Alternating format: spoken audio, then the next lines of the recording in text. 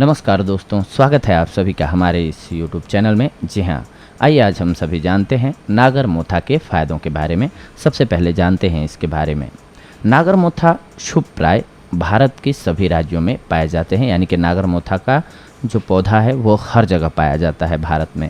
ये अधिक पानी वाली जगहों पर आसानी से देखने को मिल जाता है।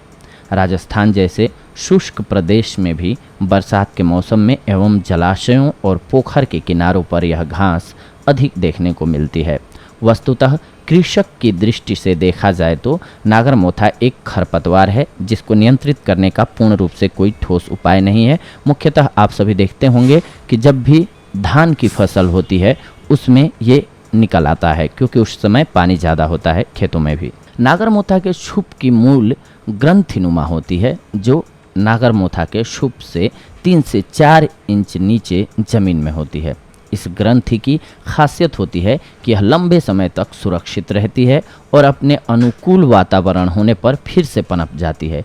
इसीलिए कृषि के लिए एक प्रकार की ये समस्या है, यानी कि धान की फसल को कमज़ोर भी कर देती है जब ये बीच में उगती है तो, क्योंकि ये काफ़ी मजबूत होती है। लेकिन अगर इसके गुणों को देखा जाए तो यह बहुत महत्वपूर्ण औषधि है, जिसका उपयोग आयुर्वेद चिकित्सा पद्धति में प्राचीन समय से किया जाता रहा है। नागर मोथा के शुभ 1 से 2 फीट तक ऊंचे हो सकते हैं। इसका कोई ठोस तना नहीं होता है, लेकिन यह पतली पत्तियों के जोड़ यानी कि डंडियों से बड़ा होता रहता है। नागर मोथा की पत्तियां 6 इंच तक लंबी और पतली होती हैं। इसके पुष्प मंजरियों के रूप में लगते हैं, जो शुभ के सबसे ऊपरी पत्तों के बीच में एक डंडी के सहारे लगते हैं। इनका रंग कुछ पीला होता है। नागर मोथा की जड़ अधिक गहरी होती है। इसकी जड़ के नीचे गहराई में एक कंद लगता है, जो अंडाकार आकृति में काले या गहरे भूरे रंग का होता है। इस कंद के ऊपर कई रोएं होते हैं एवं अंदर सुगंधित मज्जा होती है, जिसका उपयोग चिकित्सा और इत्र इत्यादि के निर्माण में किया जाता है। नागर मोथा का रासायनिक संगठन जान लेते हैं। नागर मोथा की जड़ की ग्रंथि में एक प्रकार का उड़नशील तेल पाया जाता है। इसके अलावा इसमें एल्बुमिन वसा, शर्करा एवं एंटीसेप्टिक तत्व पाए जाते हैं। नागर मोथा के गुण और धर्म को जान लेते हैं और इसके प्रभावों को जान लेते हैं। नागर मोथा का रस तिक्त, कषाय और कटु होता है। यह लघु एवं रुक्ष गुणों से युक्त होता है। इसका वीर्य शीत और पचने पर विपाक कटु होता है। शीत वीर्य होने के कारण पित्त शामक और रुक्ष होने के कारण कफ शामक होता है। इसके अलावा त्रिषादाह शमन, रक्त शोधक, मूत्रल, कृमिनाशक, तन्य शोधन और विषद्न होता है। नागर मोथा का प्रयोज्य अंग एवं सेवन की मात्रा जान लेते हैं। नागर मोथा की जड़ की ग्रंथि औषधि के रूप में उपयोग होती है। इसका सेवन 1 से 3 ग्राम की मात्रा तक में किया जा सकता है। विशिष्ट योग जान लेते हैं इसका क्या होता है। धन्य पंचक क्वाथ, मुश्तादी क्वाथ और षडंग पानीय क्वाथ इत्यादि के रूप में इसका विशिष्ट योग है। नागर मोथा के अब फायदों को जान लेते हैं और घरेलू प्रयोगों को जान लेते हैं। प्रसूता स्त्री के स्तन्य विकारों में नागर मोथा के फायदों को जानते हैं। सबसे पहले नागर मोथा को पीस करके स्त्री के स्तनों पर लेप करने से प्रसूता के स्तनों की कठोरता और गांठें ठीक हो जाती हैं एवं इसको अच्छी तरह पीसकर 5 ग्राम की मात्रा में दूध के साथ मिलाकर प्रसूता को पिलाने से स्तनों में दूध की वृद्धि होती है। इसके अलावा नागर मोथा को पानी में घिस करके पिलाया जा सकता है। उदर कृमियों में नागर मोथा का उपयोग जानते हैं अब। जी हाँ, पेट में अगर कीड़े हों तो 1 ग्राम की मात्रा में नागर मोथा का चूर्ण नित्य पानी के साथ पीने से जल्द ही पेट के कीड़े मर जाते हैं। अगर पेट में कीड़ों के साथ साथ दर्द भी रहता हो तो नागर मोथा के चूर्ण, अजवाइन, काली मिर्च और भुना हुआ जीरा और वायवी डंग, इन सभी को बराबर की मात्रा में लेकर चूर्ण बना लें।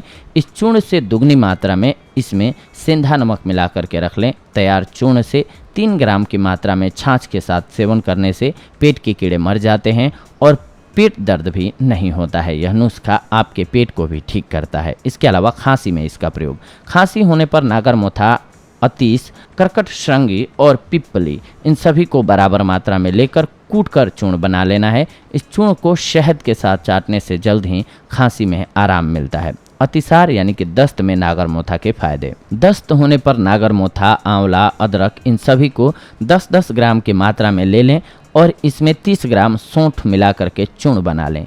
इसका उपयोग करने से दस्त बंद हो जाते हैं एवं प्लीहा के रोगों में भी फायदा पहुंचता है। नागरमोथा और बेलगिरी का चूर्ण समान मात्रा में पानी के साथ सेवन करने से भी अतिसार रुक जाता है।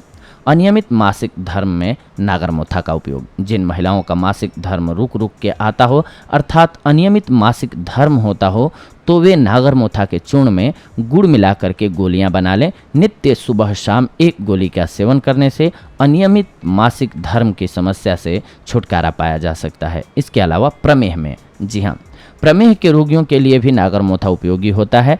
प्रमेह में नागरमोथा, दारू हल्दी, देवदारू और त्रिफला को बराबर की मात्रा में लेकर कूटकर काढ़ा बना लें।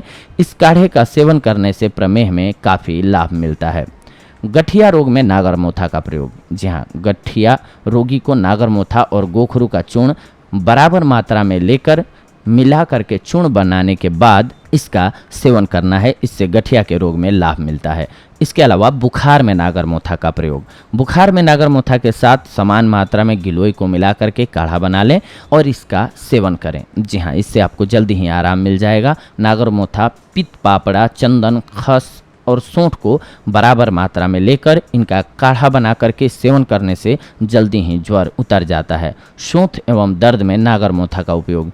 जिस जगह पर सूजन हो वहां नागरमोथा को पीसकर लगाने से सूजन जल्दी ही खत्म हो जाती है। अगर कहीं पर दर्द हो तो नागरमोथा, चंदन और मुलहट्ठी को पीसकर स्थानिक प्रयोग करने से दर्द से छुटकारा मिलता है। अगर शरीर पर कहीं घाव हो जाए तो नागरमोथा को पीसकर इसमें दूध मिलाकर घाव पर लगाने से जल्दी ही घाव भर जाता है। नागरमोथा मूत्रल होता है, अतः इसके चूर्ण का सेवन छाछ के साथ करने से मूत्र में वृद्धि होती है। जी हाँ दोस्तों, तो ये थी आज की जानकारी आप सभी के लिए नागरमोथा के फायदों से रिलेटेड। अगले एपिसोड में आप सभी के साथ जुड़ेंगे एक अन्य महत्वपूर्ण जानकारी के साथ। तब तक के लिए धन्यवाद। नमस्कार दोस्तों।